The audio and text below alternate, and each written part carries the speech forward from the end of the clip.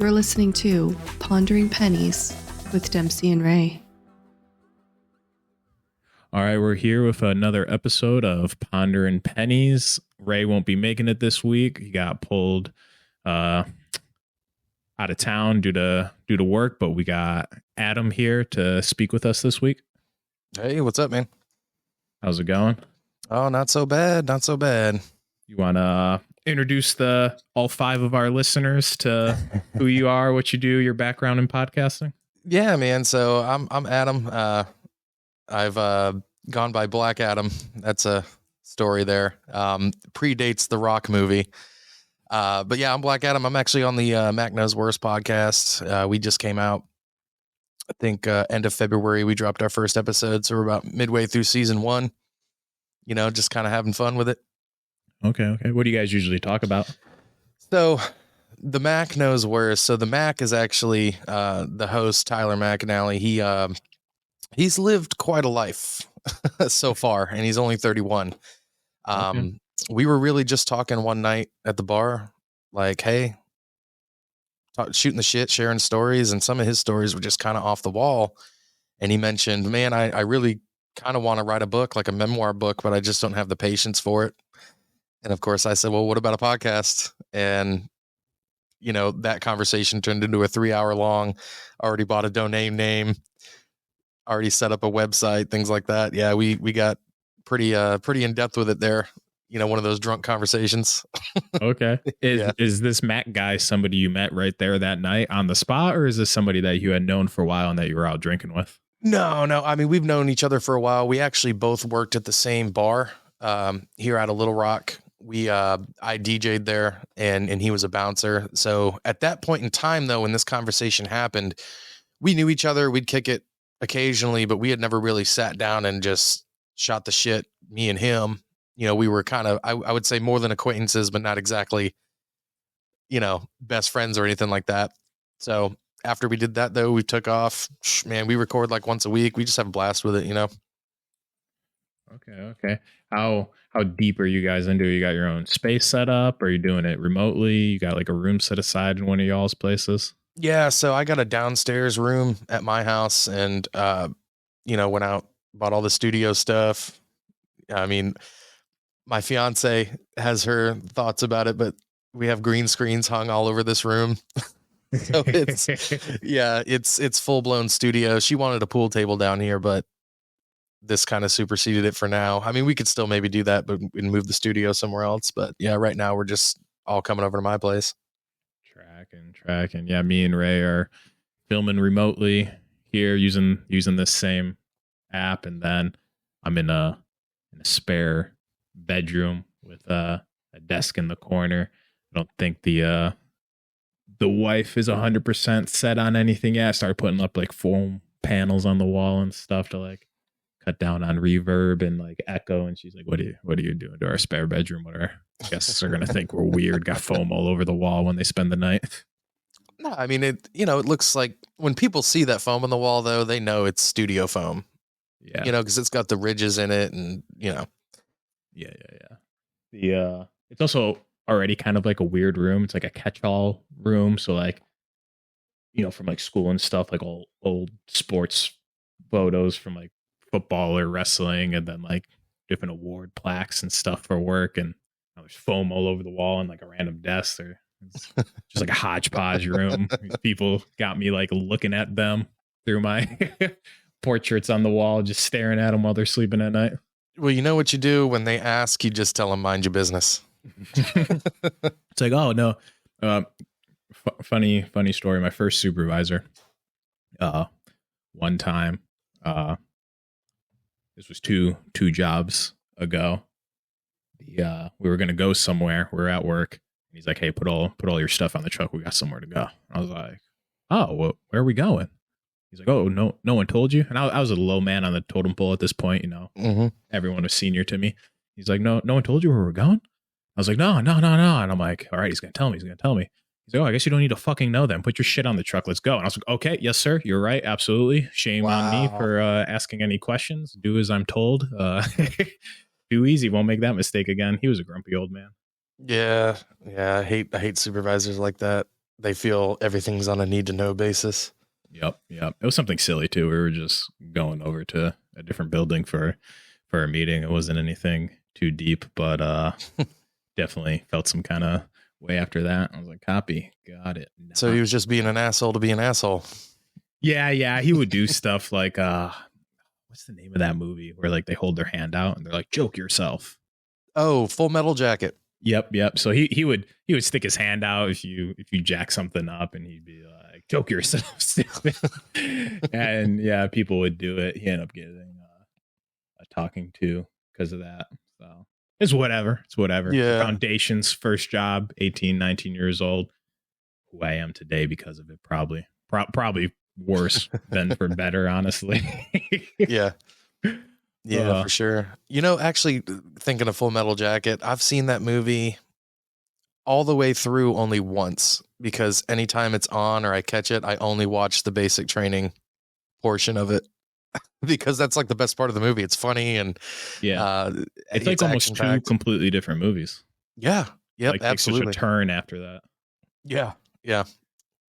I've only seen it from start to finish one time too. Earlier this week, I actually went and saw Renfield. Have you seen that yet? No, we wanted to see that because like the whole Nicolas Cage thing, we had just, so I know the movie's been out for about a year now, but we just saw The Unbearable Weight of Massive Talent. I actually haven't seen that one yet. Oh, it's good, man. But yeah, we wanted to see Renfield, but we didn't have time to go last weekend. We might go this weekend. Okay, so I saw Renfield with the wife, and I was telling her like how people on work were dogging on it without seeing it, because I guess they're not a fan of Nicolas Cage. I was like, Nicolas Cage? I'm like, the Ghost Rider guy? They're like, yeah, those movies are terrible. I'm like, the National Treasure guy? They're like, yeah, those movies are terrible. And I'm like, I wouldn't call them like classics or masterpieces or anything. I don't think they're like trash either. I mean, especially National Treasure. National Treasure was great. I thought they were good. I thought it was good too. You know, they made it into a TV show now. Yeah, and I watched that and I thought that was good. Yeah, my buddy told me, he's like, yeah, I watched like the first 2 episodes. It's horrendous. I was like, what? And like I started watching it. I watched it from start to finish. I thought it was fine. Same thing. Not a masterpiece. Not terrible either, though. Yeah, and I took it for what it was. I liked how they sprinkled in the continuity, like it is connected to the movies loosely through some characters. Yeah, kind of like after the fact of the movies. Yeah, and I know it was a Disney Plus show, so I guess the only knock I would have on it is maybe some of the dialogue was a little cheesy. Yeah. At sometimes. Yeah. Other than that, though, the story was great. I mean, Catherine Zeta-Jones was in it, and yeah, it was good.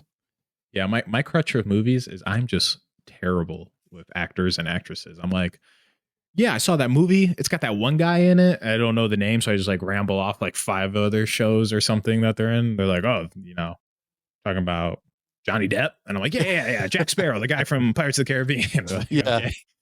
yeah. I see. I'm the opposite. I wouldn't call myself like a cinephile, but I know actors, actresses, and that might come, like my mother was super into movies, so I used to have to go to these movie theaters to see like Harrison Ford rom-coms and stuff like that all the time when I was younger, so I just ended up learning the actors' names. Yeah, I love going to the movies. Me and the wife got that Cinemark movie pass thing, and yeah, movie ticket price wise, it's not incredible. It's like $7 a month or whatever, and you get a movie ticket each month. So, but a movie ticket's $7 anyway, so you're basically paying for a movie ticket each month. Yeah. The big thing is you get like 40% off at concessions, and like popcorn and drinks and stuff. That's always way more than just a movie ticket. Oh yeah, large popcorn and a large soda is like $15. Yeah, it's ridiculous. But you get like 40% off. And then now, I didn't even know it. You know, like everything's online now. There's like an app or website. You do everything from your phone. You like pick your seats and stuff. If you don't have the Cinemark pass thingy, they charge you extra for that, to where, you know, like 2 hours before the movie, like you pick your seat and everything, get the seat you want, versus showing up and getting it right before then. Yeah. If you don't have the pass, they charge you extra for that. Yeah, that's crazy. Yeah.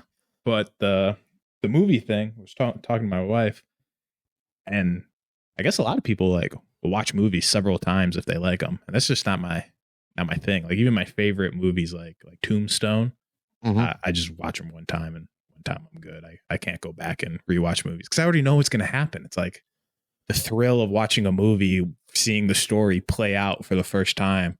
it's like gone. You know, it's like I already know what's gonna happen. Yeah, and that was kind of the where they ran into the problem with the prequel Star Wars. Everybody knew how it was eventually going to turn out. Yep. Everybody knew Anakin was going to turn to the dark side. You know, you didn't know exactly how or, you know, what was going to transpire, but you knew. And that's the one thing when I watch Revenge of the Sith, every single time I see that movie in my head, I'm going, Anakin, don't do it. Don't do it. And of course he does. And yeah. Unpopular opinion. I annoy one of my friends with the movies I've seen and I haven't seen. I have never seen a single Star Wars movie. Really? Haven't Wow. Just not into it, or a Star Trek guy? Never seen Star Trek either. Couldn't even tell you. I at least know there's 9 Star Wars movies, the original, prequels, and the sequels. I have no idea about Star Wars. If you told Star Trek. If you told me there was one movie, I'd believe you. If you told me there was 20, I'd believe you. I got nothing to go off of. Well, funny about Star Trek, somewhere in 1 and 20, that's where it is. They made so many movies and spin-off shows and all that. I never really watched Star Trek. This wasn't for me. Yeah, my one Don't know friend what it was. annoyed. I've seen the Hobbit movies. Like right. Lord of the Rings or just The Hobbit? Just The Hobbit. Never seen any Lord of the Rings movies, and it really bugs him that I haven't seen any of the Lord of the Rings movies. I'm like, I like the Hobbit movies. They're good. He's like, watch Lord of the Rings. And I'm like, nah, I don't think I wanna. He's like, they're better. They're better. If you like the Hobbit movies, you're like these ones more. And I'm like, at this point, I just do it to annoy him. I'm like, nah, I don't think I'd like them. He's like, you will. Yeah, I do. I'm in the same boat. I've never seen any of the Lord of the Rings. Hobbit movies? No, I just that whole Middle Earth, like, it just didn't interest me. So I'm kind of in that same boat. No matter how good somebody says it is, I'm just not going to see it out of principle.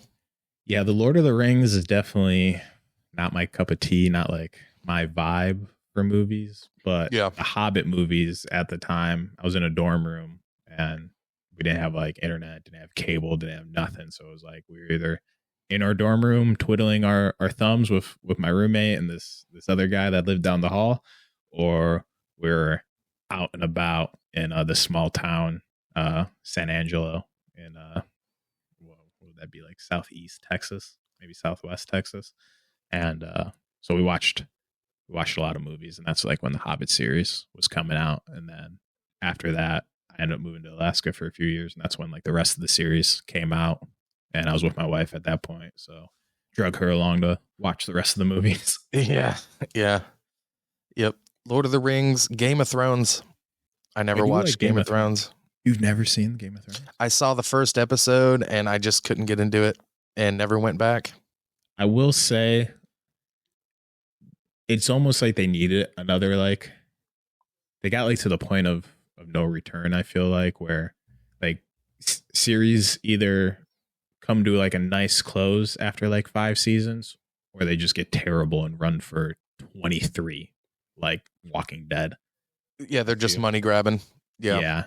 And I feel like Game of Thrones got to that weird point, like it must have been like 8 seasons maybe, and they needed like another 2 seasons to like wrap it up nicely and not feel rushed. And then that last season was just like jumping so quickly, and they were just like rushing to wrap it up instead of like fully fleshing out some of the plot lines that were going on behind scenes. They just kind of were like, oh well, yep. Yeah, we're not gonna go into that. We don't have the budget. But yeah, and I feel like everyone's seen Game of Thrones. I feel like that was, I mean, the last like season or 2 people really started to hate, but for a while there, I feel like that was like the culture phenomenon. Everyone was watching Game of Thrones. I was literally just about to use those words, cultural phenomenon. Yep. Everybody was talking about it. Yep. Same thing with like the Walking Dead, like around 2010 to 14, when I was like finishing up high school. I feel like everyone was like watching Walking Dead. Kids in my school were like starting Facebook groups to discuss Walking Dead. Like, and then it ran for like 20 seasons and just got silly. And it like wasn't even about zombies anymore. It was just like, who's the next big baddie that they're running into? That's a bad guy. Yeah, it was like all political type stuff, like who's running stuff and who's got power. Yeah, it just got real silly.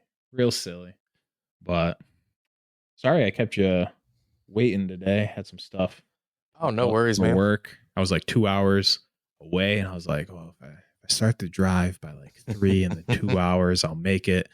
Then traffic and restroom stops and getting everything set up when I got home. I was like, I'm keeping this dude waiting. Oh, no, you're good. You said are you out of Texas now?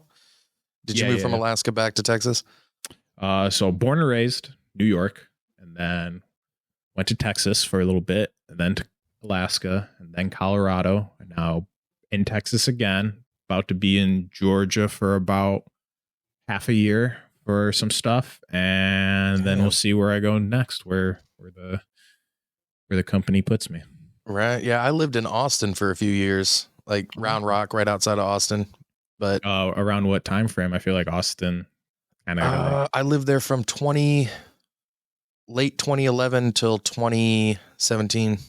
Okay. Was it always kind of like a more chilled, laid back place? I listen to a lot of Joe Rogan, and I feel like he talks about it as if it's almost like a mini Cali or something. Yeah. All the comedians and tech people moving there. Yeah. It's when I was there, when I first got there, it was all right, minus the traffic. The traffic was freaking terrible.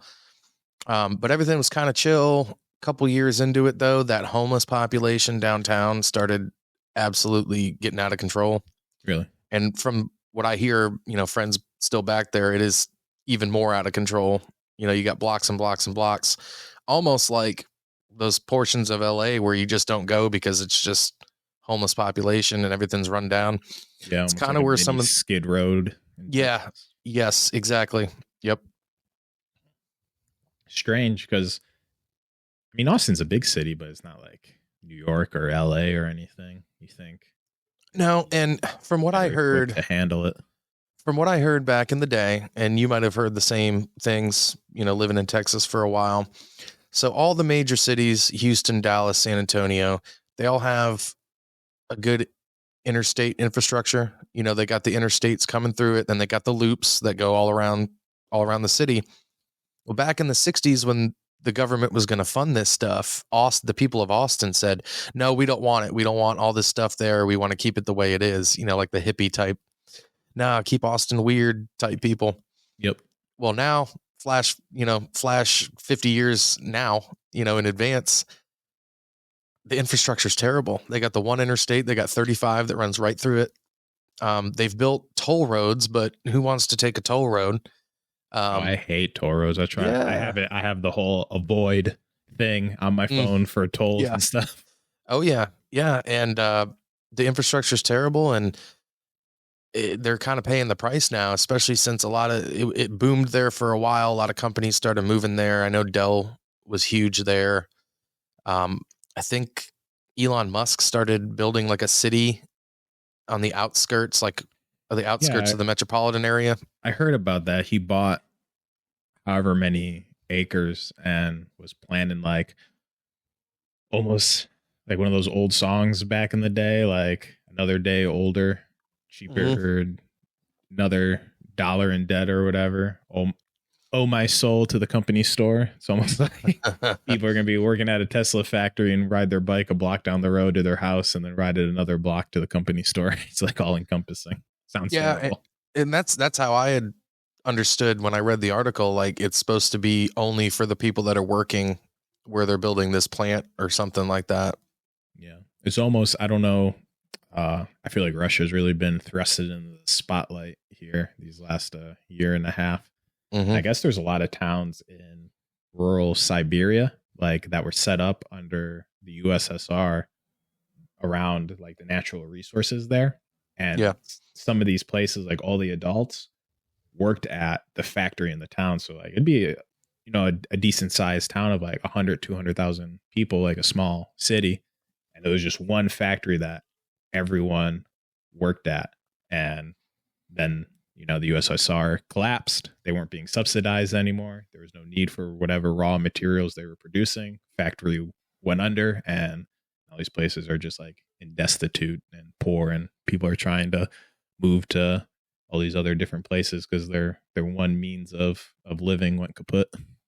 Yeah. And I can only imagine, let's say you're working for this, Tesla or whatever company he's putting there, and you live in the town, what happens if you get fired? Do you got to move? Yep. That's a pretty shitty deal if you ask me. Where Elon makes a crazy tweet and shares plummet, and all of a sudden Tesla is no more. Yeah. Well, you seen the Pension benefits or anything else like that. you saw the Starlink rocket that blew up the other No, day? I didn't. So they were testing.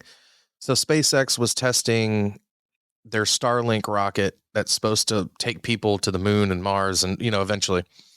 And it lifts off. About a minute into liftoff, it blows up, and they start celebrating. And they're saying things like, "Man, we're just glad it cleared the tower." And Could have been. And you way got to worse. think how expensive was that rocket? And obviously it's not government money, thankfully, or I'm sure they get some kind of grants, but it's not 100% funded like NASA is, by government funds. But I also read Elon Musk lost $13 billion that day. Oh my God. And Yeah. this was for the Starlink internet project, or is this for SpaceX? No, they were calling like the rocket is called Starlink. Oh, okay. Yeah. I thought maybe it was tied to his internet project thing he had going. Yeah, you haven't heard anything about that, have you?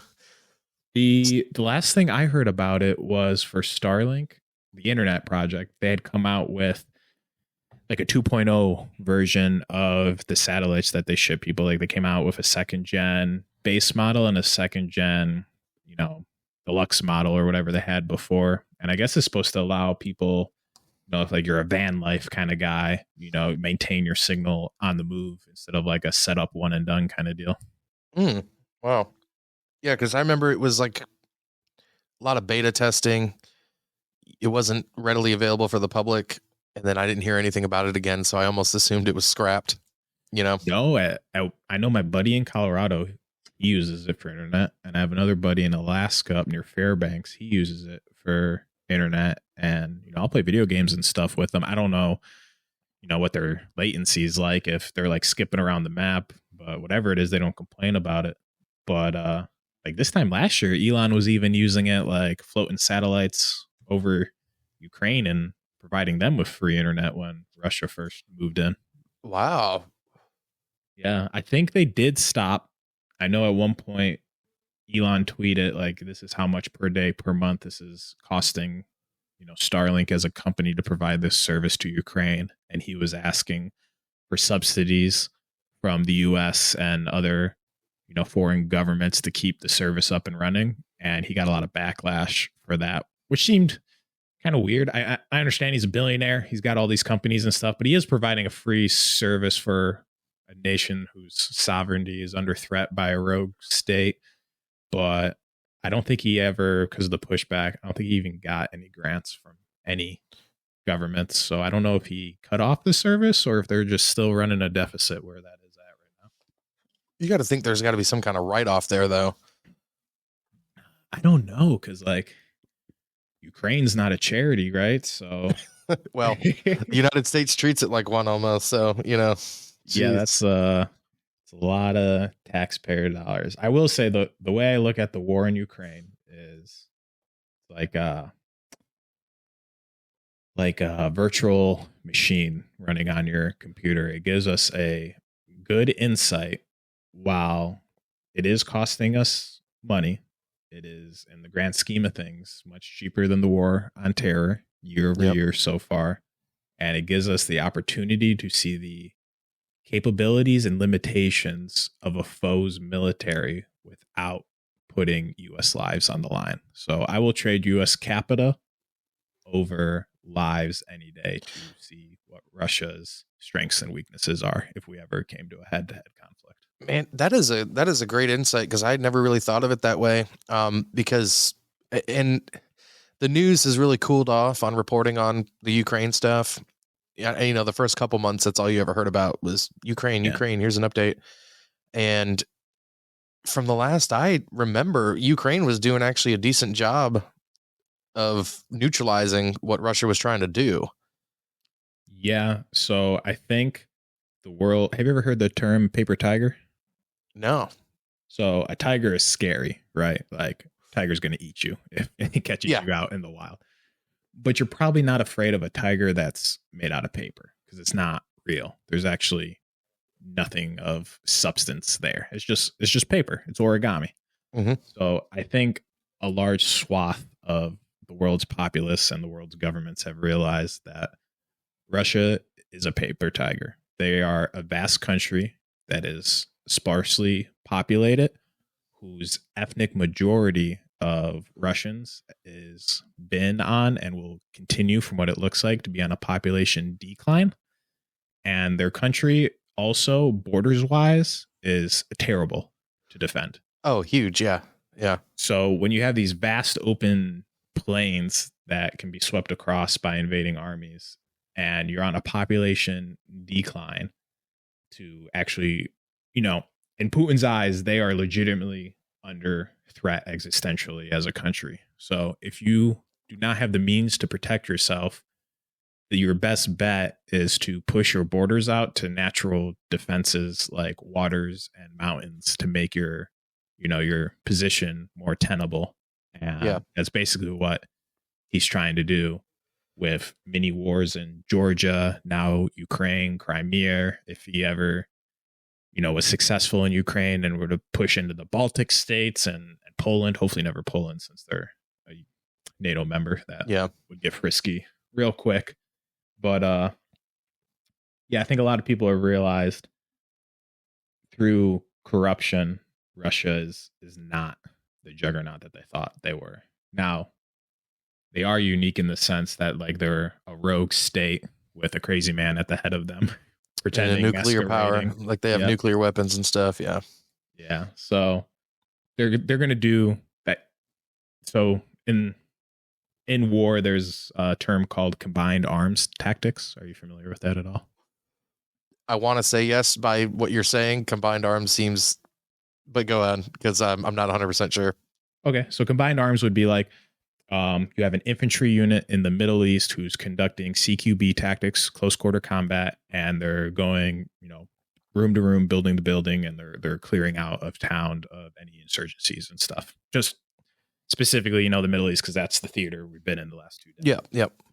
So the combined arms tactics comes in where, say, you start taking fire from an elevated position, you're behind cover or concealment. Concealment is something that obscures the enemy's vision of you.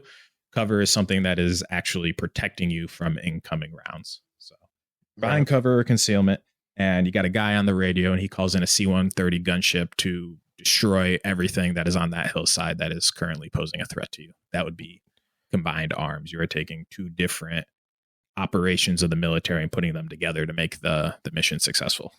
Gotcha. I figured I was piecing that together somewhat, but I'm glad you clarified exactly.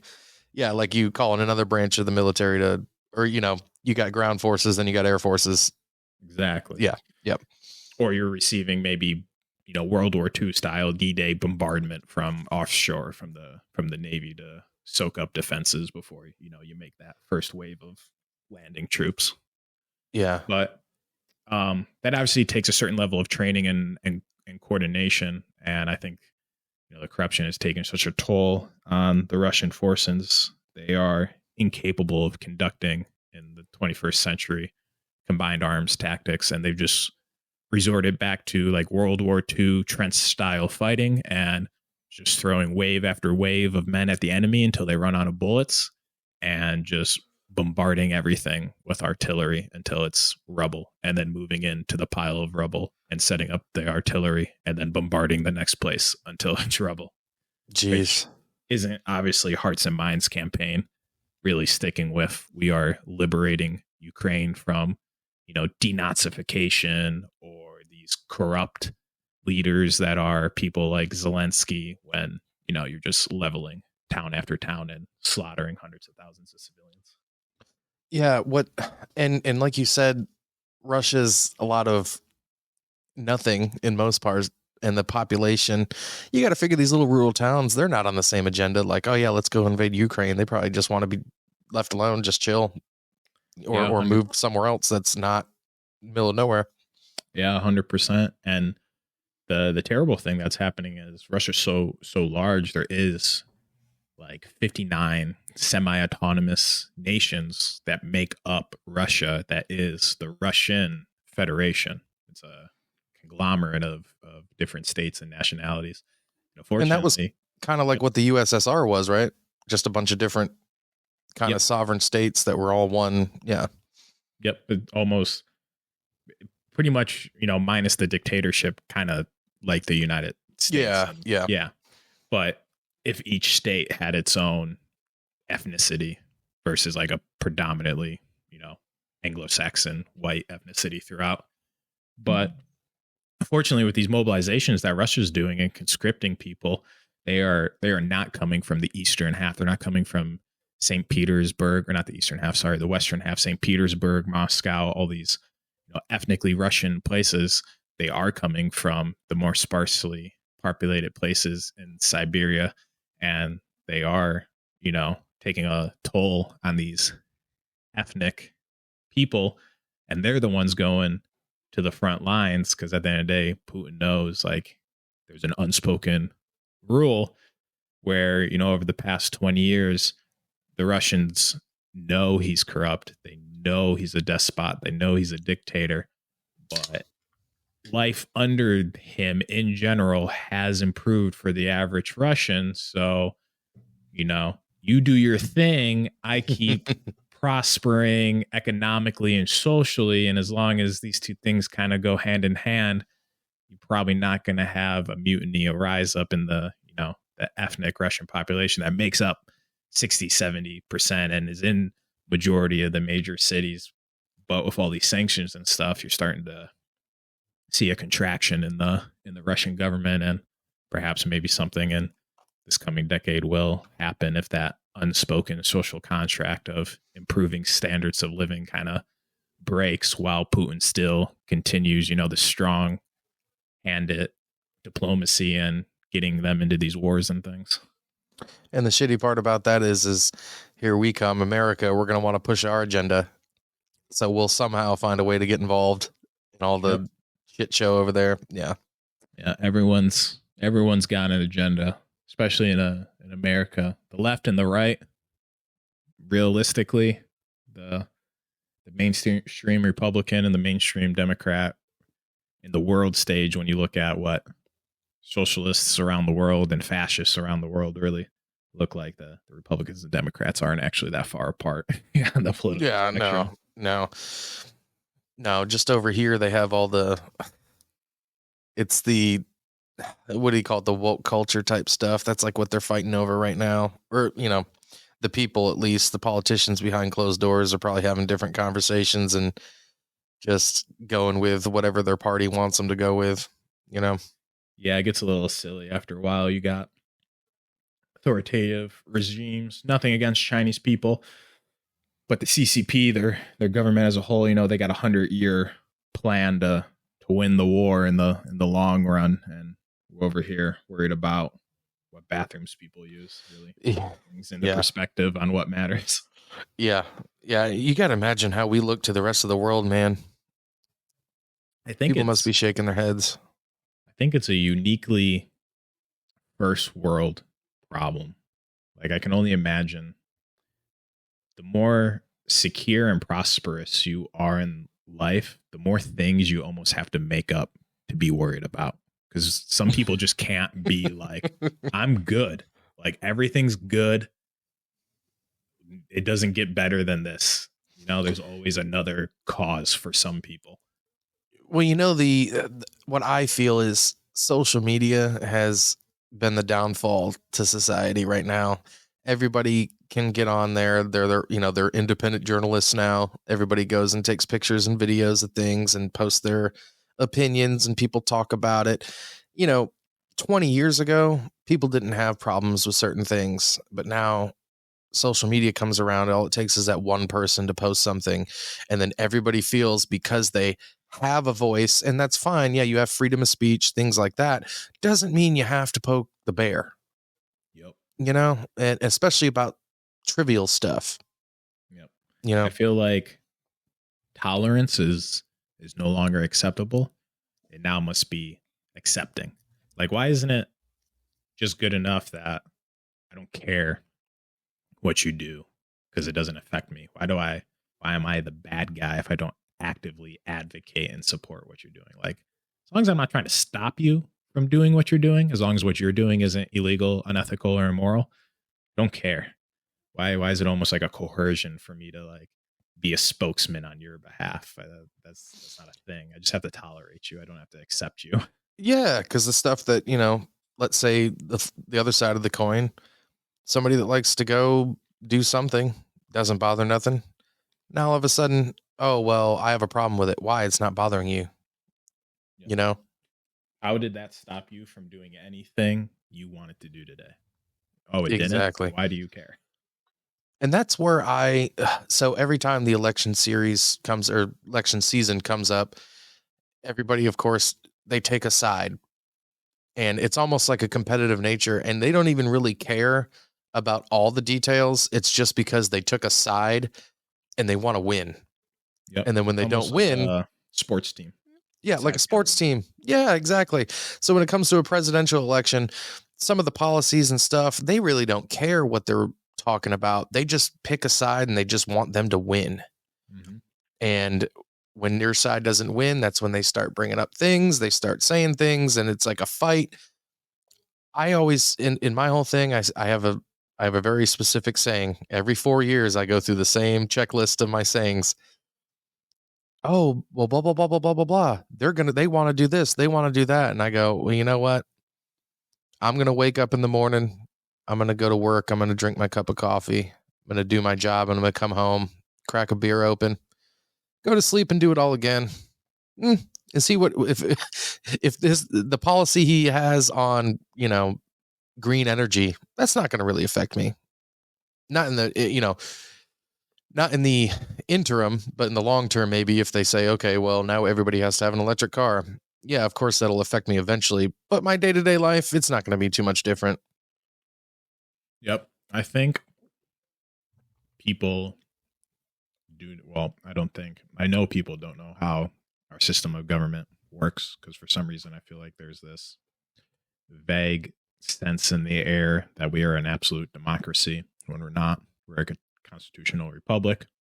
Yep. And we use the electoral college to vote for a POTUS, and there's 3 branches of government. The POTUS cannot do anything without concurrence of all the branches, and there's checks and balances, and people are like, we're voting Biden in, and he's gonna make gas cars go away. It's like that's not how it works. Yeah, no. Or he's gonna vote to do this and that, and it's like, well, that actually takes an act of Congress. Or he's gonna ban firearms. It's like, well, that would be an amendment to the Constitution, and that's a completely even whole different process that involves states ratifying that. Yep. It's like they're not a king. They're not a king. They're an elected official that represent you. Yeah, and it just goes to look at let's take like medical marijuana. Some states it's legal, some states it's legal for recreational. You lived in Colorado, I'm sure you've been around it or seen dispensaries or whatnot. I know Las Vegas, Nevada and stuff, that's recreationalized, but some states don't have it. And the federal government's still yet to they probably haven't figured out exactly how to make money off it hand over fist yet, so they're working on it, but I'm sure it's coming. My thing that I've said for a while now, I think marijuana at the federal level would be legalized recreationally the minute, because as far as I know, this doesn't exist, the minute they find a way to test people for it the same way they can do a breathalyzer test for alcohol. Yep. Someone gets pulled over for impaired driving. They got some kind of machine to test your THC levels right on the spot there. They're like, yep, you smoked a blunt that contained this much marijuana and you are impaired past whatever the legal limit of THC is set, you are going to jail. As far as I know, you smoke weed, and then depending on how often, how much, maybe it shows up for a week in your system, maybe it shows up for 5 weeks in your system, but there's really no way to tell right there on the spot, like, this dude smoke like in his driveway and then take off down the road, or was this 10 days ago and he's not actually impaired at this moment? Yeah. Yep. And I know, like, for my job, I live in Arkansas. It's got like medicinal marijuana is fine. They have that passed. It's the DOT standards. So like my company, you can have a medical marijuana card. You can't drive still because you have to follow DOT guidelines. And that's exactly nail on the hammer what you just said. If they could find a way to test for it, like on-site testing, it'd be floodgates open for sure. So for DOT, you're saying some of the people at work can get medical marijuana cards, but because of the DOT laws and driving, they aren't able, or at least if they got caught, they would be let go by the company because they don't have a way of telling if they're impaired at work. So yes and no. So I actually had a instance where one of my employees came to me. They were driver qualified. They would run routes sometimes, but they came to me and they said, "Hey, I got prescribed a medical marijuana card. Just want to let you know, I don't know how to proceed. This is new." It was new to everybody. I had to go to my HR. HR kind of had a head scratch saying, "Hey, we'll get back to you."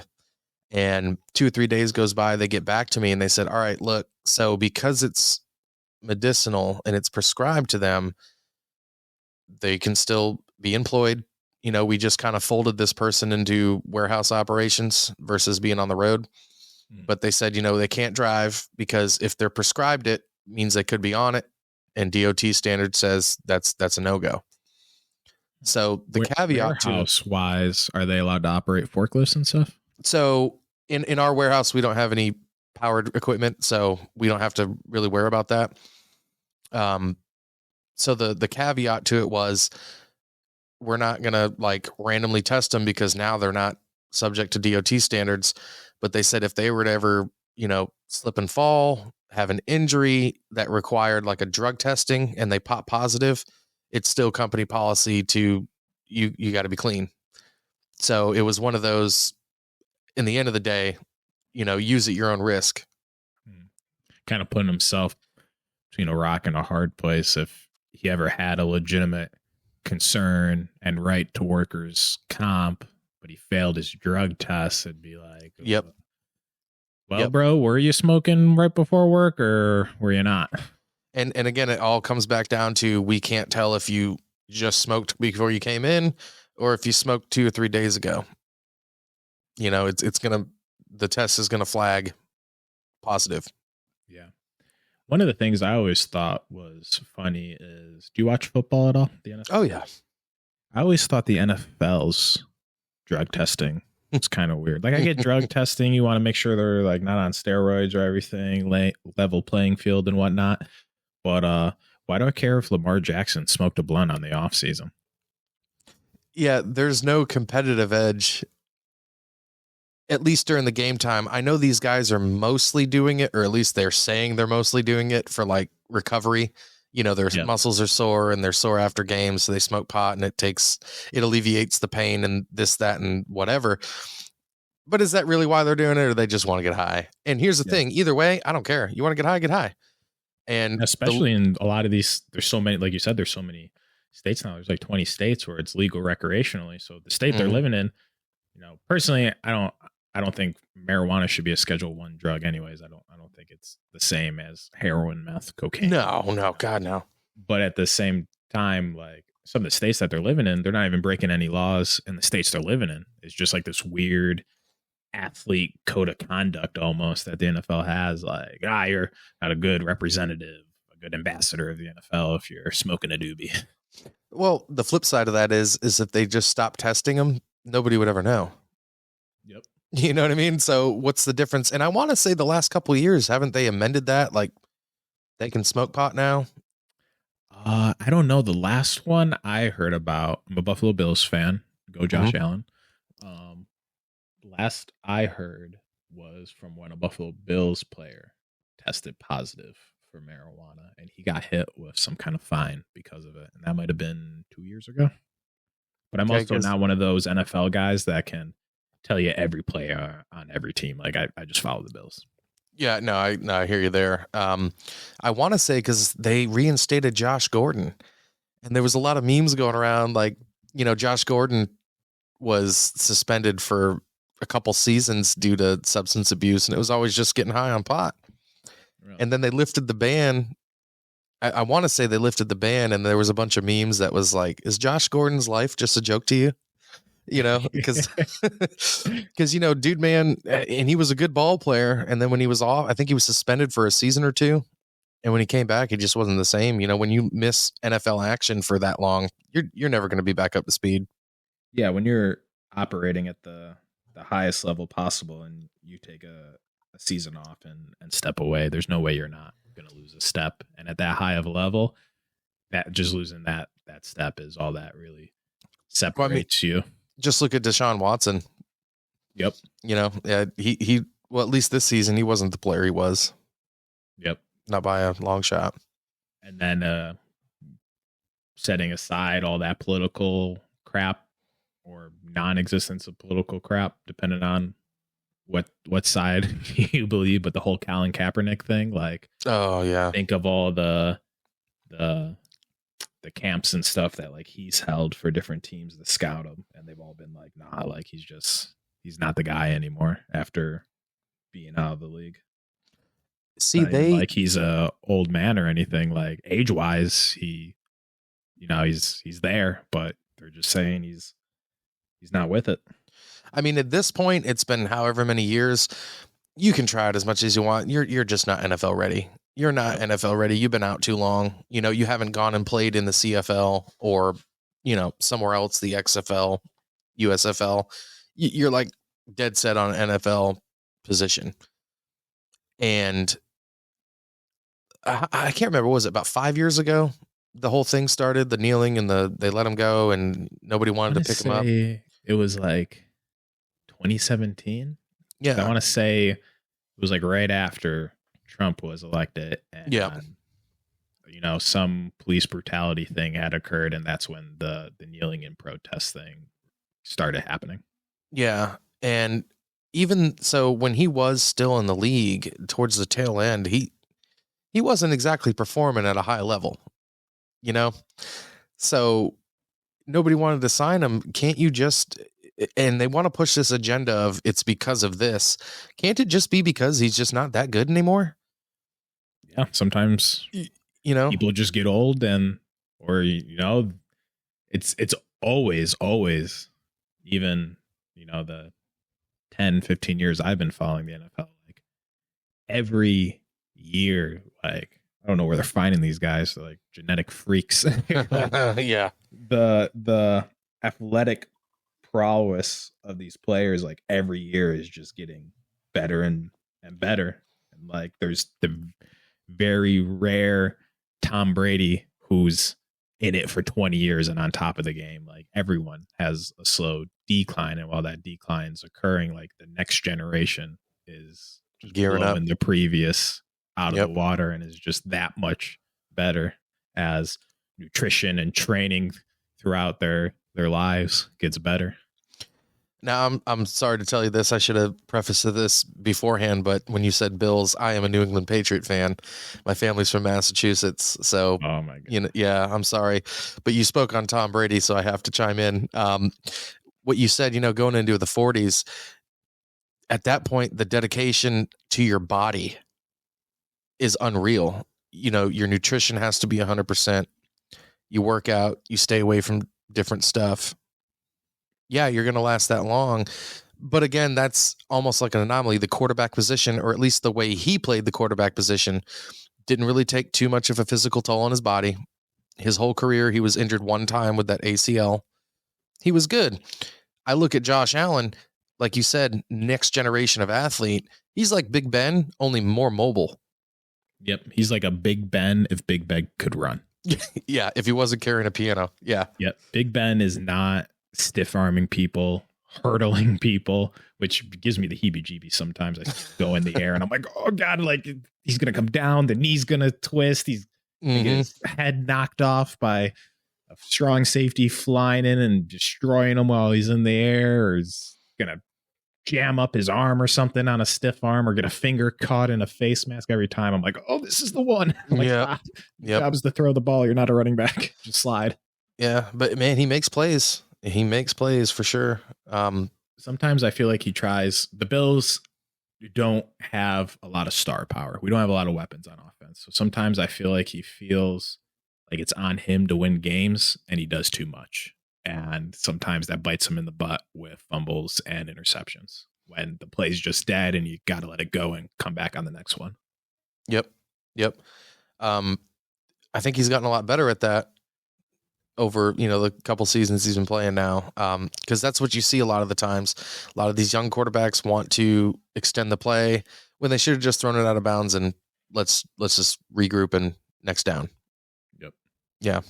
Or even then, like, I throw it away, it goes to fourth down. Yeah, but it's the second quarter. You still have half the game to play and you're down by 3. So, it's not an unattainable thing here. Just punt, hold them, get it back. Yeah, versus throwing an interception or turnover. Yeah, for sure. Now, I will say for Josh Allen, at least he's not out on the football field kissing Bill Belichick on the mouth and stuff like that. All right. And it's 2023, but you got a little weird sometimes. Yeah. Hey, they had a Patriot way, man. Whatever that way was, it was working for a while. It was working, but you got to question a man that goes running out of the middle of the field with pistachio ice cream on in one hand and Bill Belichick's lips locked with it for like a strong second. That was a full second. Yeah, it's one of those things, obviously I'm still a Patriots fan. Belichick needs to go. They need every player that comes out of there all have the same story. Don't go play for Bill Belichick because it's just almost like Putin. He's just like this Nazi regime leader that he wants things done his way. There's no vote, no nothing. And players nowadays, they don't like that. He likes to keep things in house. Players like to be on social media and talk about their, whatever, their feelings or whatever's going on. Nope, can't have that in New England. And I think it comes down to Bill Belichick's an older guy, and I think it's a clash between the generations. You have like the tail end of the youngest millennials in right now, and the very beginning of Gen Z graduating college and coming to the NFL, and it's just a completely different mindset probably than whatever Belichick is. Maybe like Gen X, really young boomer. Not sure. I think he's in his 70s. He's probably somewhere in that boomer Gen X era there where they were switching over. I think he's like 70 something years old. Yeah. So he just came from a completely different world than, when was like the first iPod came out, like 2001. Oh yeah. So it had to have been somewhere in there. We got kids that have only known Apple that are 22 years old coming into the NFL. Like Bill Belichick is not connecting with those dudes on any kind of level other than like professional. This is our job. They're not clicking at all personally. I remember a couple years ago when they did the draft remotely and they all had webcams set up wherever they were drafting from. And Belichick was in his house and he's got one of them like typical New England area houses. He's got him and his dog sitting in the kitchen. And I swear if I'm remembering correctly, if not, I'm sure there's somewhere in his house a phone tied to the wall with a cord that he probably still uses. The landline. Yeah, the landline.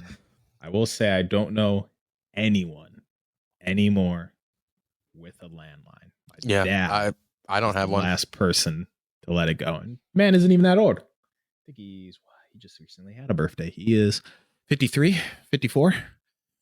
And my freaking grandparents lost the landline before he did. I'm like, what do you need the landline for? He's like, well, somebody's to get a hold of me. I'm like, you have a cell phone in your pocket. What do you mean? You've had the same cell phone number since I was like in the 4th grade. It's not even like it changed. Like, well, you got a cell phone. What do you mean? What if someone has to get a hold of you? Who's got that number, but not that number? Now, how old are you, Dempsey?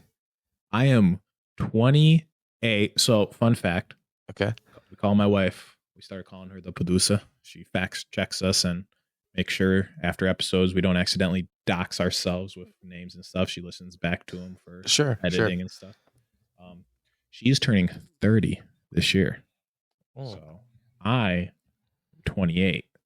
She does not like that she's entering a different decade. Put emphasis on decade. Decade is a long time. So she's entering a whole third decade of her life over here. I'm a spring chicken at 28, but I am turning 29 next month. But I like downplaying that because it sounds better. 28 and she's about to be at 3 decades. Like, whew.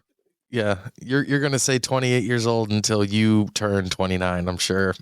Exactly. Until the day after I've turned 29. Cause I got the birth certificate. It was late at night. It was like 10:30 at night. So like I got all day of being 28. If you ask me, that's how that works.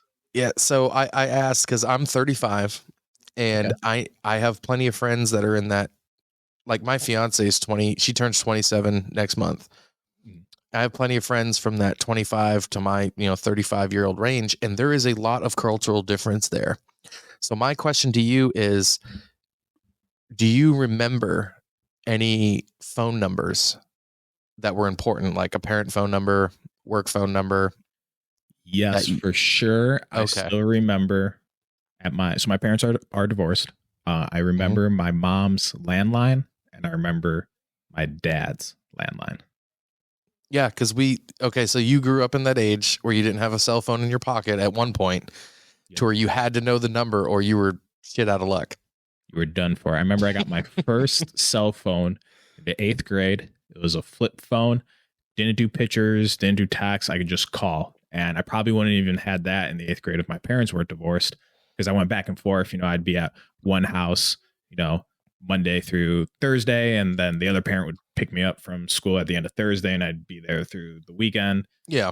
Sometimes single parents things comes up, got to work, got whatever. You're actually not going to dad's this weekend. You're going to mom's. So mom's at school to, pick you up or whatever. So, you got a cell phone to keep in contact.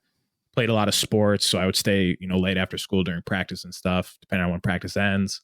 There was a late bus at, 5:30. Sometimes you miss it. Right. So, you got to call mom or dad or whatever, because you took the bus to school that day instead of your bike. So if it wasn't for a need to get around and parents being divorced and being at the right house and stuff, I probably wouldn't even had a cell phone in middle school anyways. Yeah. Shit. Yeah. That sounds like my kids. My kids are in middle school and high school and they got cell phones. And that's the exact same reason why I got them cell phones, because plans can change at the drop of a dime and you got to get a hold of them. Yep. So I don't have any kids personally. It scares me the thought of kids sometimes because I'll be like at work and then I come home and I'm like, it's like 8 o'clock at night and I'm like, why do I have a headache? It's like, oh yeah, stupid. You like forgot to eat today. And I'm like, oh my God, I forgot to feed myself like a small mini me that like I got to change its diaper. Like it needs me to survive. And I can't even remember to feed myself. Like there's no way. Yeah. It's just not going to work. I need some more time if that occurs before one of those things shows up. But yeah, I remember as a kid, and I know a lot of my friends were this way. You ride your bike to school, go to practice, whatever, as long as the weather was good or whatever, you ride your bike back, or half days or whatever. You get home, you type in the code on the garage door, put the garage door down. Doors stayed locked, or mom or dad had a long day. We're gonna have a long day at work, so there was like $20 on the kitchen table, and you would order pizza or whatever and get it delivered. And I feel like I get the vibe from kids these days. I don't think kids are left alone to their own vices like that anymore. What's your experience like that with your kids? So my kids right now, my youngest is 12. She's in 6th grade, middle school. My oldest is 15. He'll be 16 in July, and he's in 10th grade. And when I split, my ex-wife and I split, it was 3 years ago. So they were minus 3 years each from those ages. I was starting to leave him alone when my son was about 13. Okay. And he would be like in charge of watching the and it wasn't like I'd leave him alone for days on end. It was like, hey, I need to go to the grocery store. I might be an hour and a half, stuff like that. But now that they're 12 and 15, I mean, my fiance and I, like, we'll go out. Like, hey, we're having a date night. And okay, they'll be like, okay, you know, and if they've been good that week or whatever, I'll say, hey, it's Friday night. We got pizza coming. Just the tip's included on the card. Don't worry about it. Just answer the door. Yep. And yeah, I've been blessed. I had kids young, and of course, I lost out a lot on my 20s. My first came when I was 19, so I've had a child to take care of since I was 19, and the 20s they were real young. There was no real going out partying, doing this and that, so I'm 35 now. When I was about 32 is when I started kind of going out and just having fun.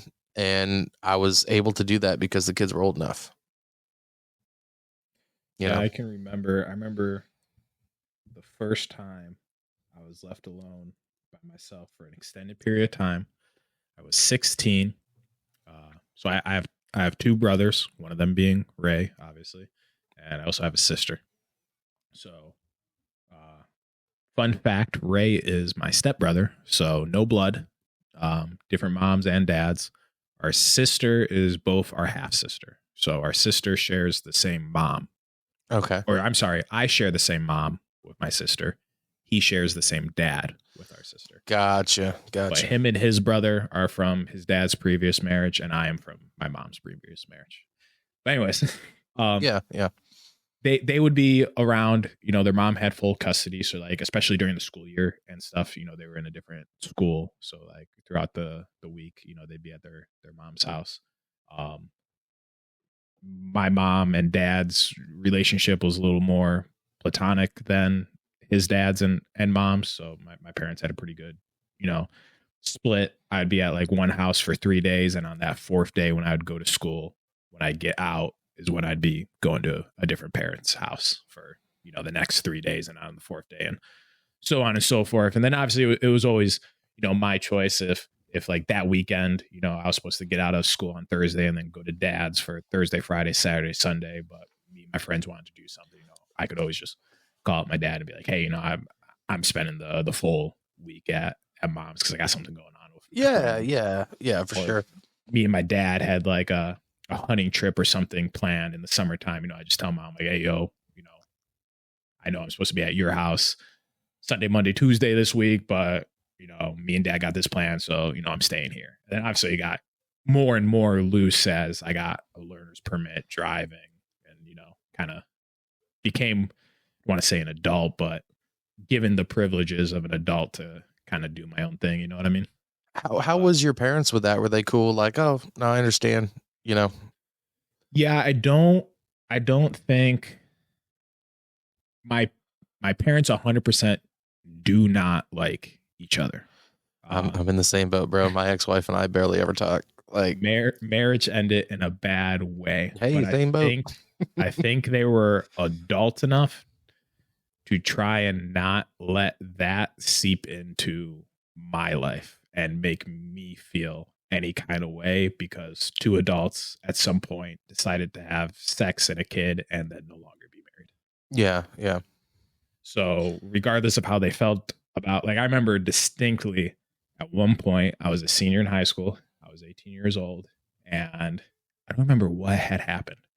But my dad was asking me about something, and he for sure thought I was lying. And he's like, this is not what my mother or your mother is telling me how this is going down. So why is she telling me something different? And the exact words were out of my mouth, I don't know why. She's fucking crazy. Before like the why and crazy finished coming out of my mouth, I get a fucking slap, and I may not like your mother, but you will not fucking disrespect her in front of me. And I was like, okay, well, that just happened. Yeah. So I think there was the understanding that just because they had issues, they weren't going to make those issues my issues. And I would say they did 99% of the time. They did a good job at that. That's good. I remember my dad had to go somewhere and my mom went on a business trip at the same time. So I had no house to go to. Yeah. Both parents are gone. Of all things, when your parents are divorced, you figure you should have at least one available. Right. They're living their own lives. So I was 16. I had my full driver's license at this point, and I was left with my sister, who was, I think she just turned 21. she's 7 years younger than me. So she had to been like 9 or 10. Mm-hmm. And mom was just like, here's X amount of cash. Call me if there's an emergency. And it was just me and her for like a week. My stepdad also traveled a lot. He was in sales and went on different business meetings and stuff. So we were left to our own vices for a week. And that was definitely interesting. Because I was just like, oh, like, it's just me. Hey, you know what you do then? You fake it till you make it. You figure it out along the way. I feel like I do that a lot of times at work. Oh yeah. Oh yeah. Me too. Until I make it and hope no one finds out. Oh yeah. When I first moved out, so I moved from Austin, Texas to here with my company. We opened a facility here, and this is my first supervisor role. And all the guys that worked here, about a couple weeks in, they were like, how old are you? And I didn't lie to them. I said, I'm 29. All of them were at least 10 years older than me, except for one guy. So I was definitely faking it till I made it on some of the stuff, like procedure wise and stuff like workflows in my company. I had that like the back of my hand. But as far as juggling different personalities, I was just on the fly learning. Yeah, I think a lot of people for sure downplay in the work environment. Like sometimes, especially when you get in a position of, just starting off in management and you move up the rung in different management positions, a lot of time from a leadership position, it involves dealing with things that haven't been dealt with before. Oh yeah. And you're just kind of figuring it out as you go. Because if there was a playbook for everything, there would be no need to be competitive for that next promotion, because there would just be a binder with the gameplay in there. And, A happens, you do B. B happens, you do C. And it would just be next man up. World. Yep. Exactly. Everything would just be seniority. Like, it's Bob's time. He's been here the next longest. Here's the binder, Bob. Don't jack it up. Yeah. Here's the plan. Yeah. Yeah. So I think people do disregard that sometimes. Sometimes somebody's the best man for their job. I don't want to say that they're smarter, but the critical thinking is there to, if something comes up that hasn't happened before, the whole thing isn't going to implode. They're going to work their way through it, and it may not be the best solution at that time, but they got you through it. Yep. The world didn't end, and you can take those lessons and apply them to the next emergency. Oh, bro, I've done that so many times. Just think outside the box. Get stuff done so you can go home that day and figure it out later. Yep. No one died. Company didn't go under. Mm-hmm. No one was mistreated. Nothing was done illegal, unethical, or immoral. At the end of the day, we got to the other side. We know a way to handle it now. We can always come back later, brainstorm, talk about it, see what we could have done better. But it was handled, and that's all that matters. Hell yeah, man. What do you where do you, are you still like San Angelo area in Texas right now, or where are you at? I am actually outside of Dallas now. So this is my third time coming to Texas. Oh shit. I actually lived outside of Dallas for a while too. I lived Irving, like where 630 and MacArthur met. Okay. I was like, I was like right there. I guess the old Dallas Cowboy headquarters used to be right off MacArthur there. Oh, really? Yeah, it was like MacArthur and Valley of Champions Parkway, something like that. And when I lived there, it was the year where, this is like 10 years ago, where the NFL CBA, there was like a lockout, and there was all kinds of media outside of the Dallas Cowboys headquarters, because obviously high profile team, they want to get comments from management, ownership, things like that. And it was a nuts time, because we would go out to eat and there's 4 or 5 different ESPN people sitting next to you at the table. It was crazy. Yeah, today, right when I sent you that message, like, hey, running late, I was in the mid-city area, kind of like north of DFW. Mm-hmm. Not DFW, north of Fort Worth a little bit, and west of Dallas. That still had a bit of a drive to go. But yeah, job is kind of one of those things. Sometimes people will sit for 40 years in one spot, and sometimes they do not. So right Yeah. now I'm moving. The job I've been doing, or I should say the company I work for, because I've realistically about to go into like my third different position within the company. But the company I've been with for the last 10 years, I'm averaging right around 3 years right now. So went to Texas, Alaska, Texas, Do they pay for the Colorado. relocation? Yep. Oh, okay, good. Yeah, that's good. Colorado, Mississippi. There was a Florida stint in there. Texas again. Coming up Georgia. Then who knows? Where were you at in Florida? Panhandle. Okay. Area. I actually grew up in like Tampa, Clearwater area. Okay. I Yeah. was like maybe a year or two prior before like the Tyndall area got like completely taken off the map. Oh, okay. So the Yeah, Tyndall Air Force Base, right? Yep. And then I forget what the name of the town is there, but I was there. And then Georgia, I'm going to be in Brunswick until probably around October. Oh shit, man. So, which is actually nice because my buddy's he's working on his license to be a pilot, and he just finished like getting his instrument rated regular pilot license. So like he's good to go as a private pilot, and he's good to go as a commercial pilot. But I guess like most companies like Southwest, American Airlines, Delta, they won't like touch you until you have like X amount of hours. And he obviously has no hours now. So he picked up like an entry level job over at the Jacksonville airport, which is like an hour south of Brunswick, maybe a little bit more. So hopefully I'll be able to hang out with him quite a bit while I'm in the area from May to October. Hell yeah, man. I mean, hour drive as a kid, that sounds like a lot. As an adult, nah.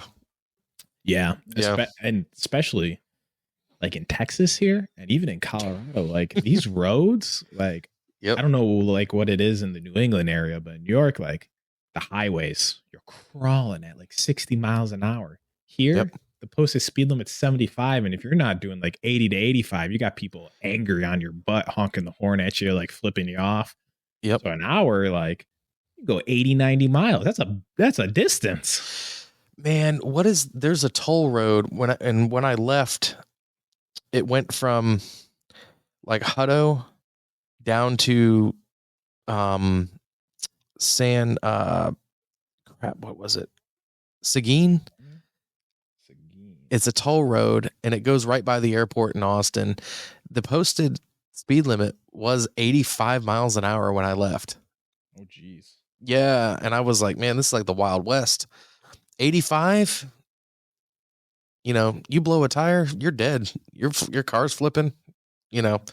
Yeah, there's no coming back from that. And I don't know if people just don't care or if there isn't a law in it in Texas, but I see people on bikes all the time, like weaving in and out of traffic, doing 80, 85 miles an hour in Texas, and they got no helmet on. They'll have like the full biker suit on with like the pants and the jacket, and they got like the padding and stuff built into the jacket. So if they do hit the ground, but no helmet. You're not gonna get road rash, bro, but your head's gonna crack open like an egg on the kitchen floor. Like, what's the point? So let me tell you, I have a friend here in Little Rock. Last summer, he was heading down one of the roads. He was on like a moped, right? Moped. You're maxing out at like 30, 35, right? Yep. He was going through a light. Somebody was turning that had like a flashing yellow, and they ran it. Didn't see him coming because he's on a moped, and it was at night. And they hit, and he's on a moped. He's not wearing a helmet. Dude was in the ICU for a month, and thankfully he's made a recovery, but he couldn't drink. They told him he couldn't drink for like 2 years because of like brain development. Couldn't drink or smoke cigarettes, anything like that. So that way the brain would heal correctly. Really? Yeah. And in his case, it only took about 8 months, and he was able to, he had made a recovery, but yeah, he didn't wear a helmet. So you're telling me on a moped going 30, 35 miles an hour, that happened to him? You're going 80 miles an hour on a motorcycle and not wearing a fucking helmet? Yeah, Like, that's buddy, a death wish. it's a death wish. Yeah. Just take the gear off, and I'm assuming you'd be more comfortable without all that stuff on, especially in the summertime when it's like 110 degrees here. Oh yeah, because I mean, wearing that kind of leather, that's like trapping all that heat in. Ugh. Yeah, No either thanks. way, like, I guess your body will look good for the open casket if they put you in a suit. But That's when they put the helmet on you because your head's going to be destroyed. yeah, it's like a 12 gauge slug going through a watermelon. I can only imagine. Like, Yeah. priorities are not there. But and it's like all kinds of. It's not like young dudes on like little crotch rockets either. Like I see old timers and old heads on, Triumphs and Fat Boy Harleys and stuff. Yep. They got they don't care. what are the handles that are up high? Are they the gorilla handles Ape or hangers. ape hangers? Yeah. Yep. I don't think they have laws here either for that too, because in New York, at least, there is a height restriction. The handles cannot be higher than if you are standing next to the bike, that they are above your shoulder. So realistically, depending on how tall you are, all kind of dictates, at least in New York, Yeah. how high your handlebars can be. I see some dudes and like it's like they're holding on with their fingertips, like they're slipping off the monkey bars. I'm like, oh my God, bro. How do you drive that thing? Man, okay, so we're gonna cycle back to the beginning of our conversation. Speaking of motorcycles, did you ever watch Sons of Anarchy? I have not. My wife loves that show. It is never seen it. If she ever wants to do a rewatch and you're down to, put some time into it, because there's a few seasons. Sons of Anarchy was amazing. Amazing. What I feel like I definitely heard a lot about Sons of Anarchy, and been recommended by a lot of people. But like, what is it? I feel like there's nothing similar to it. At least if there is, it wasn't as mainstream. And Sons of Anarchy. And that's the thing. There's really nothing out there that's like it. It's basically a story about a family. Dad's like the head of a biker gang, and the biker gang kind of runs the town. Everybody kind of knows everybody in the gang. And then there's some rival gangs from, other towns that are close. Then it kind of takes a turn. Some people want to start running drugs. Some people, turf type stuff. Like, but the storylines along the gang. Yes, and some of them are conflicting. Like some of them want to, have the opportunity to make more money, but the leadership's like, no, we're not going to do that. And then there's civil conflict between, people in the gang. It's a really good show, man. I would recommend it. But like a lot of shows, like we had talked before, the last couple seasons, it's a little funky. Yeah. And I know stuff happens. They try to wrap it up. Actors' contracts are coming up. They don't want to re-up. They just want to get over with. So they just try to, wrap it up real quick and go. Yeah. Especially, I don't know who was in the show, but a lot of times some TV shows, sometimes it's like that actor's big break and it catches on. It goes on for a few seasons and they get a little tired of it. They kind of get their fame and they want to do movies or a different show. They kind of want to like spread out. Like, I don't know if you watch Stranger Things at all. Yep. That chick who plays 11. I know like she turned down a bunch of money from Netflix because she said she wants to do other things. And I could be wrong. Millie Bobby Brown. Yeah, I could be wrong. I have before Stranger Things, I have no idea who this lady is. So like she, wrong with this. She got her big break and she's like, okay, like 5-6 seasons. I'm ready to, I've done some Sherlock stuff and I'm ready not to be pigeonholed into this one role anymore. And that was kind of cool. And that might be more of a this day and age kind of thing. We were talking about Gen Z, millennial. If you think about it, look at like Ashton Kutcher. So that 70s show was where he got his start, got real famous, started doing movies, but he still stuck that 70s show out until the end. Yeah. He fulfilled, he knew the character, he owned the character. He was like, ain't nobody replacing me. And well, maybe the last season there was somebody else in his place, but it wasn't like they were able to write the story around it. It's not like he just left and they did it off screen. This is what happened. Yeah. Oh, he moved. Yeah, there you go. And it's been so long since I've seen that 70s show, I can't really remember. But he did come back for that 90s show on Netflix. I was going to say, have you seen the 90s show? I haven't. I've seen the trailers and some clips, but I haven't actually sat down and watched it yet. I started watching it, the wife is not a fan, but she also didn't watch the 70s show. And a lot that's of tough. the Yeah. characters from the 70s show have come back. So I and then, you know, different people get reintroduced like Fez and stuff, and people are like, oh, but she's got no clue what's going on. So I think maybe that's why like some of the almost like an inside joke kind of stuff isn't like landing with her and why she doesn't like it. Well, that nostalgic factor isn't hitting her either. Probably. Yeah. I didn't even think about that. The nostalgia, probably watching that back in the day isn't hitting home for her at all. Now, I tried watching that Fuller House. I never seen the Full House, so I didn't watch the Fuller House. Okay, good. You're not missing much. Perfect example, because she loves Full House, so she also watched Fuller House. So it's almost like a reverse. She is me with Full House, not seeing the 70s show, so the 90s show just isn't doing it for her. So if she were to stick out that 90s show and then watch that 70s show, I'm sure she would have a much like bigger appreciation of that 70s show. Like she'd probably want to binge it. Probably. Yeah. The one thing that always kind of bothered me about the 70s show with Ashton Kutcher and Mila Kunis. Yep. Kind of weird. Because like they were a thing throughout the show, obviously on the show, but like in their personal lives as well. Yeah. And she was like 14 and he was like 20. Yeah, I don't know what went on behind closed doors, but I mean, they're married now, married with kids and shit. So, you know, yeah, they are. And the age difference is like I have an uncle who's 16 years older than my aunt, but they also met when my aunt was 30 and he was 46. Yeah. See, at that point, it's, you know, yeah. It's not like he was standing over the crib when he was 16 years old going, oh, this one's mine. Yeah. But you know, 14 and 20 seems a little weird to me. Yeah. And again, different time and who knows when, because that show ran for a while. So who knows when exactly their off-screen stuff started. Because I want to say they were together at some point when the show was still running, and then they were apart, and then they eventually got back together years later, and now they're married. So, oh, okay. I thought it was one continued. Like at whatever point the romance started off screen while the 70s show was filming. I just think continued. I didn't know there was a break. I think so, if I'm not mistaken, or at least everybody thought that's what was going on. But I remember they were kind of at a party at his house and she didn't want to leave. And it was one of those, well, let's do this kind of deals. And that's, I'm not sure if it plays a role in it at all as well, but I know she also did lie about her age to get the role. Yes.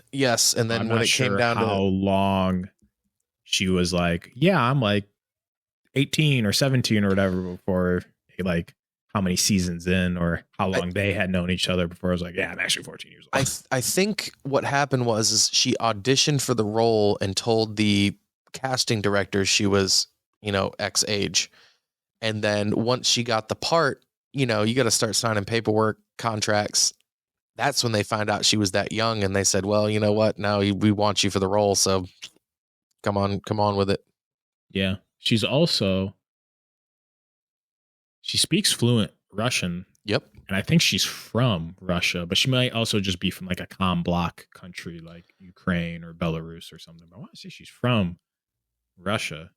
So depending on, you know, immigration and stuff, maybe all the stuff wasn't even really in order. And they're like, you're 18? Yeah. You got anything that says that? A possibility. No? It's like, oh, okay, whatever. The Russian chick says she's 18. She's 18. Let's start filming. Yeah. I remember there was an episode of Punk'd when Ashton Kutcher was doing Punk'd. They had set something up where somebody spoke Russian and they played it off like nobody knows what she's saying. And obviously Ashton Kutcher knew Mila Kunis spoke Russian. So that's how he got the bait out there to sink her into the situation. And it was something like a lost cat or something in the sewer, and somebody was stuck and they got her. And for some reason, the Punk'd went sideways and they were trying to make it seem like it was Mila Kunis's fault. And then obviously he comes out and, oh, Punk'd. But yeah, that's how I found out she spoke Russian was from that Punk'd episode. I didn't know till much later she spoke Russian. way after that 70s show, she was doing whatever publicity. I'm sure on like The View or Yeah. late night shows or whatever for some movie, and it came up and she started speaking Russian. I was like, interesting. Obviously not that interesting, but people get weird fascinations with celebrities that are probably more unhealthy than not sometimes. Well, I mean, what blows my mind is when actors from a different country, and obviously in movies they speak Americanized. Christian Bale, Batman, he's Welsh. Is he Welsh? Yeah, and like if you watch interviews when he's not in any type of character, oh yeah, he speaks like he's Welsh, and he's got Does he have an accent? Oh yeah, man, he's totally really. Whew. Yeah, you look at him and you go, man, hats off to him because he's acting. If that's the case, Yeah, that is always I feel like there's a lot of British actors these days, like the chick from Stranger Things, she's British. Yep. Tom Holland. Yep. Yeah. I feel like there's a lot of British actors these days hiding their accents. I think what's his name? Hugh Jackman. Isn't he British too? He's Australian. Same with Chris Hemsworth. Okay. Thor. I forgot where I was going with this. Batman. I saw a trailer. It was like when we were getting ready to watch Renfield. And it was like Flash goes multiverse and Batman is in it. But it's the new Batman guy. It's the Batman guy from the vampire movies where he sparkles in the sunlight. Oh, Robert Pattinson. Yes. Yeah. I don't know. I knew he was the new Batman. I don't know if this is the first time he's on screen as Batman or if they've done a standalone Batman movie with him yet. I'm just not buying it. Like just in that. You haven't seen The Batman? Have they done The Batman, but with him? Yeah. So last October, it came out and it's just called The Batman. I'm just not based on that preview. Like the voice was a little bit off. It wasn't like as deep and raspy as like, I feel like the comical, like I'm Batman. Oh yeah.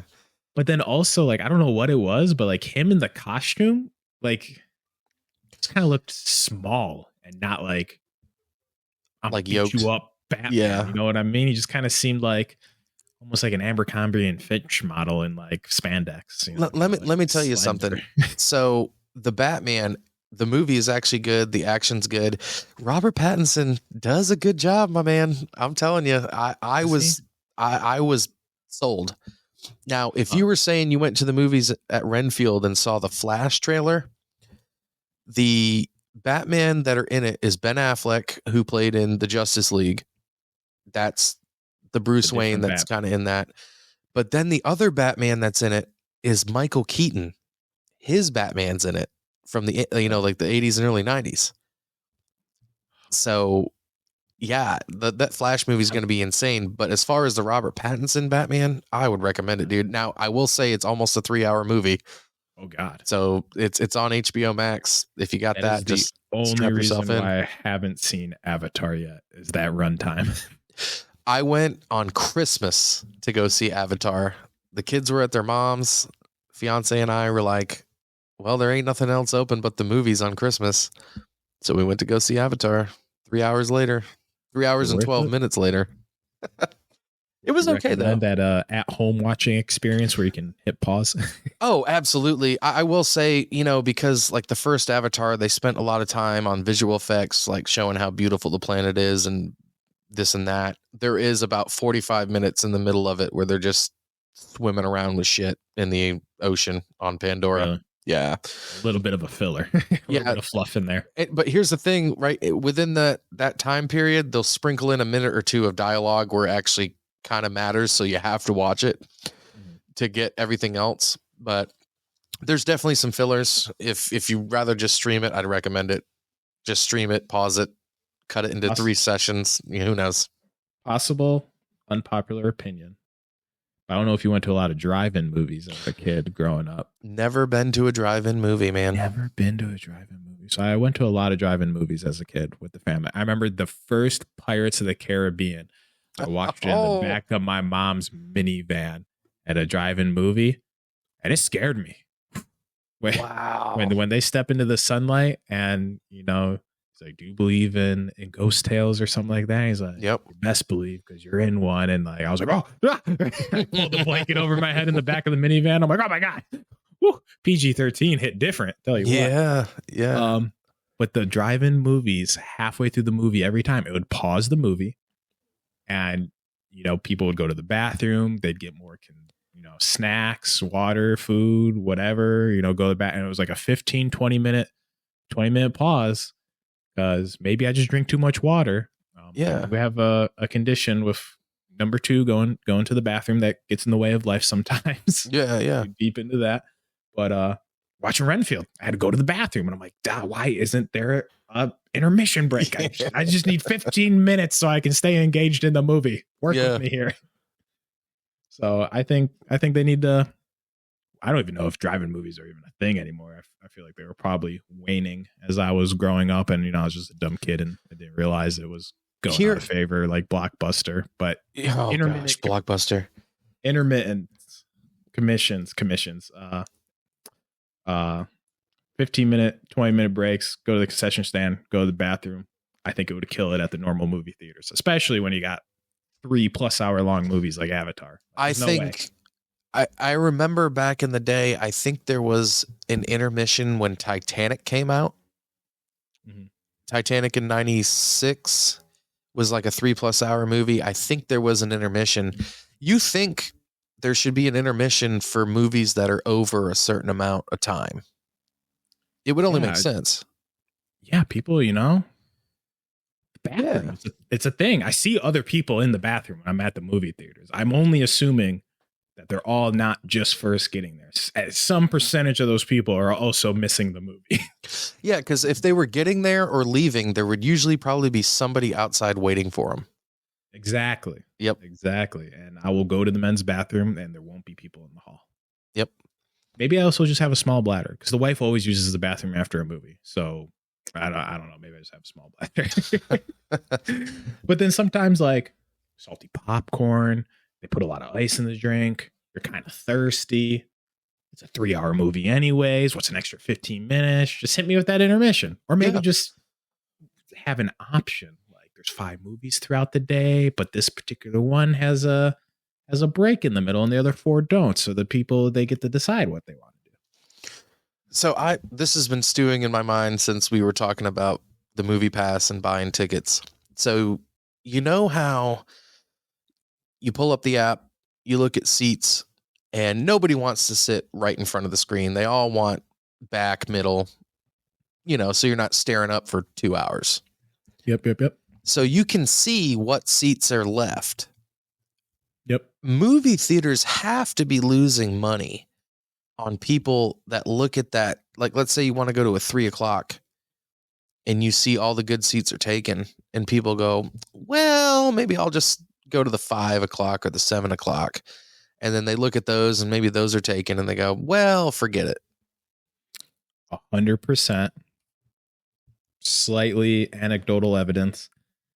Last weekend, I was supposed to go see Renfield. Went out to eat with the wife. We had our movie tickets. I like to sit dead center, top row. Mm-hmm. Admittedly, I am not a people person kind of guy. I got a meter, and when my people meter's full, I just can't do it. The temper's gotten a lot better as I've aged, even though I'm not that old at 28. Yeah. But if I'm out at the zoo, like one time some lady's kid was like slapping this glass, and there was like crocodiles on the other side, and they were like, crocodile's nose was like up against the glass. There was a sign there that said, please don't slap the glass. Annoying little kids slapping the glass. Yeah. Croc's like pulling its head back, like, oh, what the heck is this little demon child slapping the glass for? And I'm like looking at the kid, I'm looking at the mom, looking at the kid, I'm looking at the mom, and finally I look at him, I'm like, hey, don't fucking do that.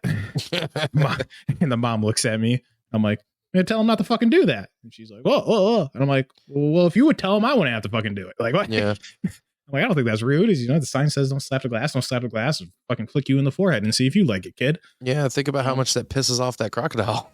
Yeah. Kid was like 10, 11 years old. It's not like I'm swearing at a 2-year-old, kid's old enough to know. Probably hears worse at school. But anyways, I got a people meter. Sometimes it gets full, and we're out to eat. We got top row in the very center, and on the movie app and everything. And we're finishing up eating, paying the bill and stuff, and we check the movie app. And there's no one in the movie theater except for a couple of two sat directly on our left and a couple of two sat directly on our right. And I'm like, you couldn't even leave one seat open? Like, why are you right up on me, bro? I don't know you. Yeah, especially if it's open. Like if it's an open theater, come on. Or you could have sat a row in front of you. Yep. A whole row was completely open except for me and my wife. And they sat right to our right and right to our left, 2 and 2. I was like, just leave one seat. You just leave one seat. Yeah. Oh, yeah. It's like getting on the airplane. Nobody wants to be in the middle. Yep. So, exactly like you said, we refunded our tickets because on the app, as long as you refund them before the movie starts, you're good to go. And then we don't see a movie every month, so at this point we have like 12 movies or 12 tickets saved up on the app. That since you get a ticket each month, so we just refunded our 2 tickets back and went this week instead to watch Renfield yesterday on Friday night instead of last weekend because.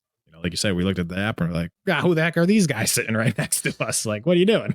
That's like as men, when you go to the bathroom and there's a urinal, you bro code it. You leave one urinal open in between if you can.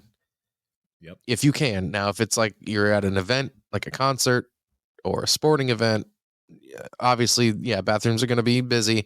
But if you can, you leave, it's the bro code. You leave one open. Yep, you leave one open, and I will go as far as if there's like 3 urinals and just the middle one's open, I will just, open the door to the stall and kick the lid up with my foot and use that instead. Oh yeah, I'll stall it too. Yeah, I bro code it. I've actually had people ask me, why are you bro code, man? Like, what do you want me to tell you? Even if there is one open where someone isn't next to me, I also don't use the little porta potty. Oh, the Happy Gilmore or no, Billy Madison. Yeah, I won't use the little one either because that's just asking for like a lot of splashback due to like the extra length. Yep, it's got to trap. You get on your shoes. It's just no good. You gotta go to the stall. flick the lid open. Yep. I saw a funny skit the other day.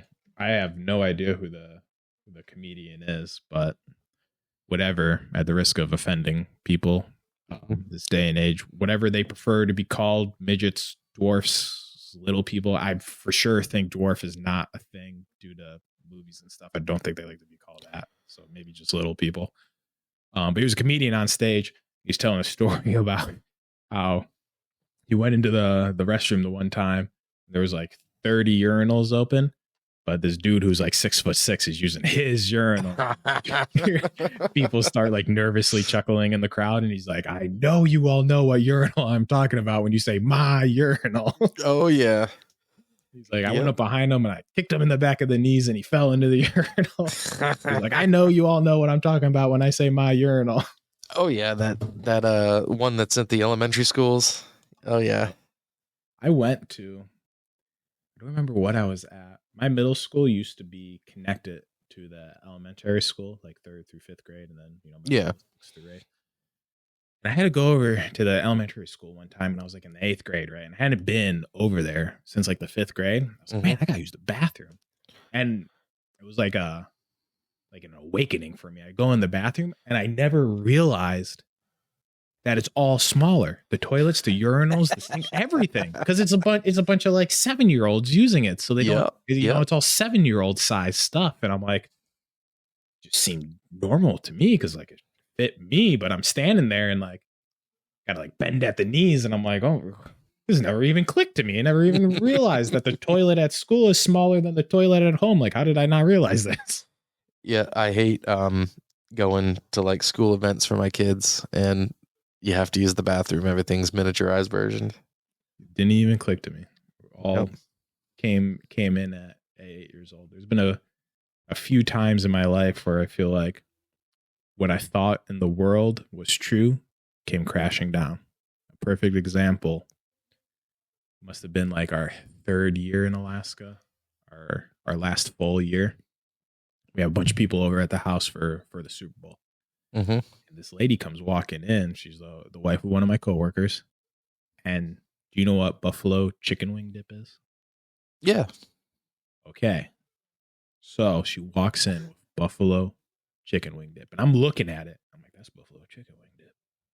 How does she have buffalo chicken wing dip? Backstory, growing up as a kid, all through middle school and high school, watching the Bills, me and my dad would go to his sister's house and we would watch the Buffalo Bills with, my aunt and her husband. Yeah. She loved like having people over, being an entertainer, cooking, all this stuff. She would always make buffalo chicken wing dip. Never had it anywhere before her house, never had it anywhere since her house, only ever had it at her house. In my eyes, this was my aunt's dish. This was her concoction. She came up with it. It's her invention. You can't get it anywhere else. It's like, you know what I mean? It'd be like the first person ever to bake an apple pie. Like they invented it. You can only get it here until word spreads. Next thing I know, 3 years later, it's walking in my front door in Alaska. And I'm like, do you know my aunt? Like, what is going on right now? Like, what? She's like, what do you mean? I'm like, that's buffalo chicken wing dip. She's like, yeah, no duh. I'm like, only my aunt, I'm like 21 years old at this point. I'm like, only my aunt knows how to make that. How do you know my aunt? Where'd you get the recipe for buffalo chicken wing dip? And everyone's just looking at me like a madman because I hadn't had it since I left New York. And they're like, what are you talking about, bro? Like, a lot of people have had this before. A lot of people, I called my aunt like right then and there. I'm like, is this not your thing? She's like, no, what are you talking about? I'm like, well, a childhood like magical thing just flashed away before my eyes. It was like finding out Santa wasn't real all over again. I was like, what do you mean this isn't your dish? It was crazy. Yeah. You ever have a similar experience where just the magic flashed before your eyes and Santa was no longer real? Yeah. What's the word I'm looking for? Ignorance is bliss sometimes. Yep. You think, oh my gosh, got something special. Yeah. You think, oh my gosh, this is something that's just something for me. No, like my grandmother used to make this meat dressing, at holidays. And, I used to brag about it and people are like, yeah, what about it? Oh my gosh, it's amazing. Like you guys haven't had it. Nope. Everybody was already on that train. and yeah, came back down to reality. Dang, you hate to see it. You're over here bragging. Everyone's like, yeah, what about it? And it's like, well, you're not that excited about it because you haven't had it before. But let me tell you, if you ever did, you don't know what you're missing out on. They're like, I had it Wednesday. What are you talking about? They're like, oh, right in the heart. Oh my God. I don't know if I could go on after that one. Well, it's kind of like Texas and Whataburger. Whataburger ain't everywhere. And I don't know if you're a Whataburger fan. Not a fan. Not a fan. It's overhyped. It's just another McDonald's, another Burger King, arguably it's worse than McDonald's. I will say I like their milkshakes. Okay. That's a start. Their fries. Okay. I still like McDonald's fries the best. But as far as burgers and stuff go, no, thank you. I could definitely leave it over taking it. Yeah. No. So I was always a fan of Whataburger and I only lived in Texas for 6 years. So I only had it for 6 years. And when you have something and you go, oh my gosh, this is okay. And then you get it taken away from you, you kind of miss it. Now, fast forward 2023, we are getting our first Whataburger in Little Rock, right down the road from my house. So I'm going to be able to enjoy some Whataburger here very shortly. Has your fiance had Whataburger before, or are you just going on a massive hype campaign right now before she tries it? Oh, she's had it before. And actually, so for my job, I travel between here and Memphis, and on days that she doesn't work, she'll come with me.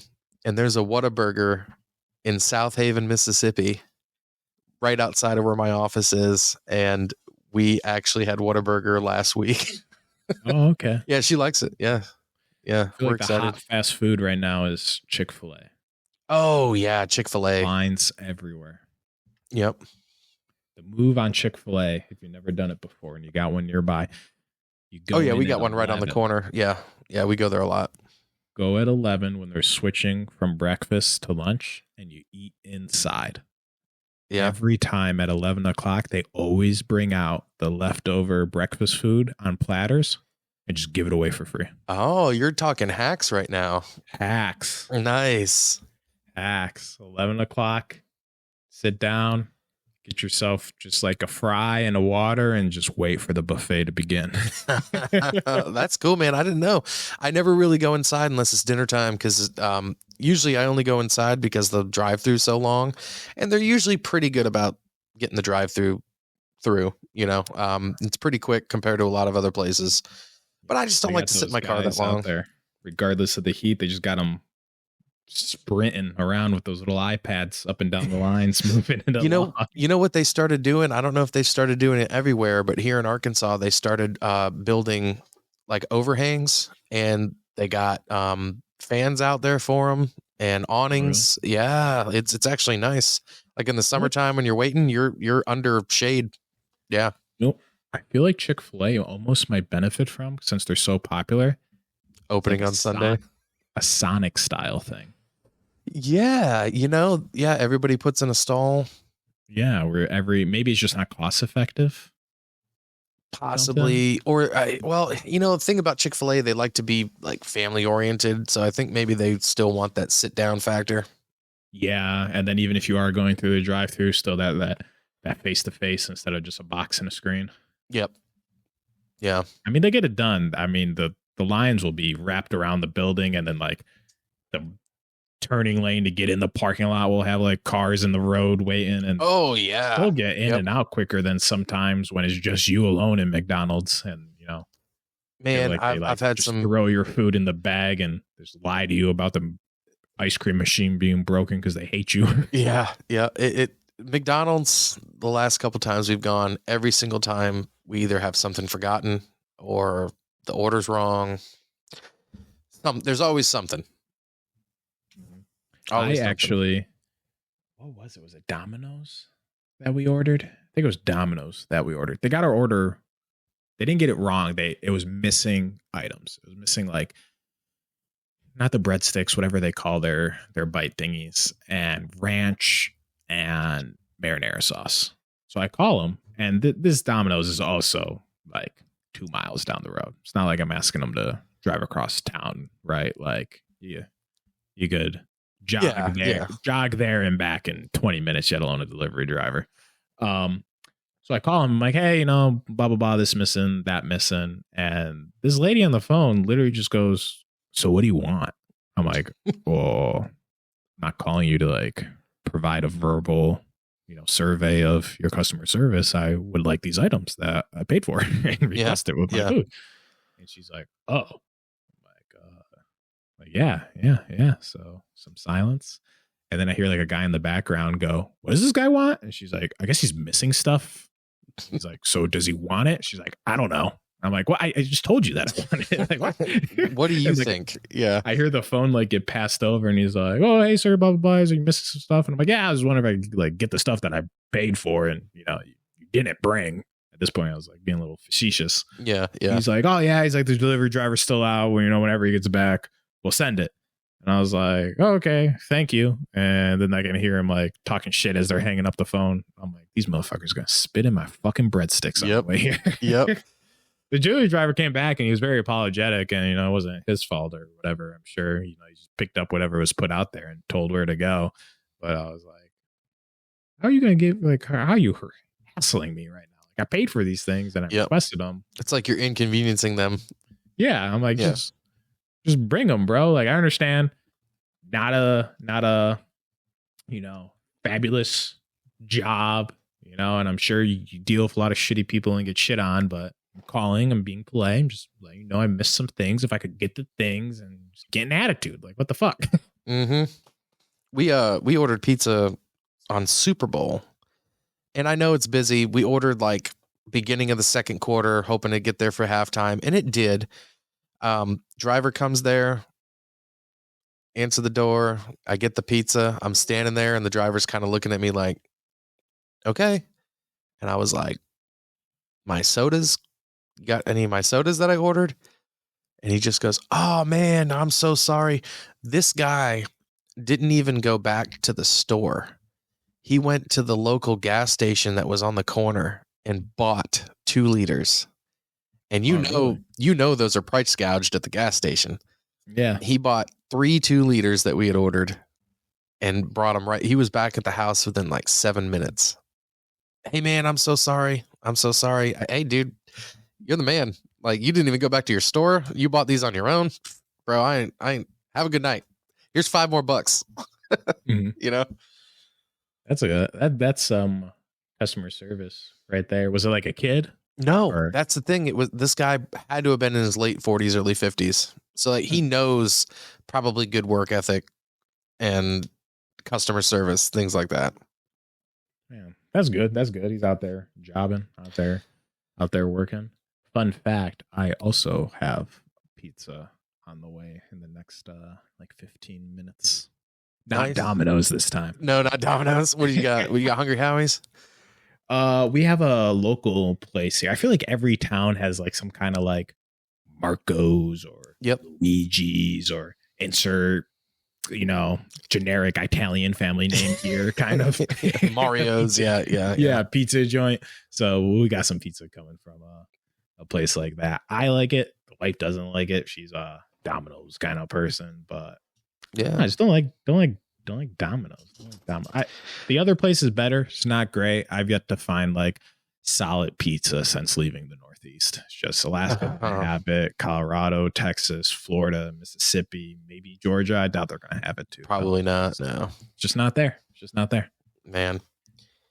But before we wrap things up here, is there any socials you want to plug, where they can find your guys' podcast, what your posting schedule looks like for the people listening? Yeah, for sure, man. So, like I said, we're on the Mac Knows Worst podcast. I go by Black Adam.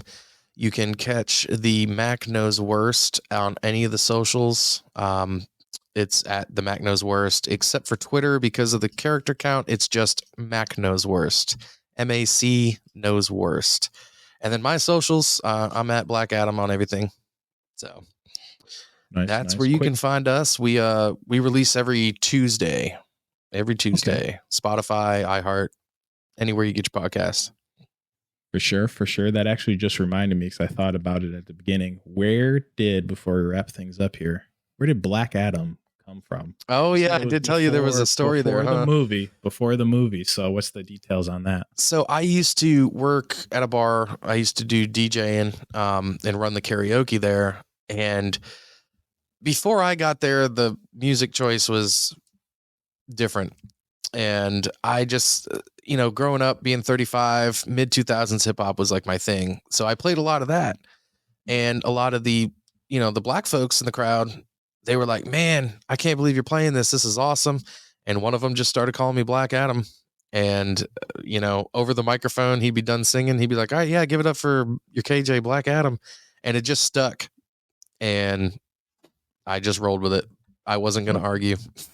Okay. All right. Hey, if that's what the people want, that's what the people want. Yeah. Gotta give them what they want. Yeah. That's what it's all about. Thanks for coming on again. Sorry again for the slight delay. Maybe hopefully when Ray is no longer predisposed, we could jump on your guys' podcast and meet everyone else and hopefully have a good time. Yeah, man. Yeah, we'll be in touch. All right. Thank you again. This has been the latest episode of Pondering Pennies.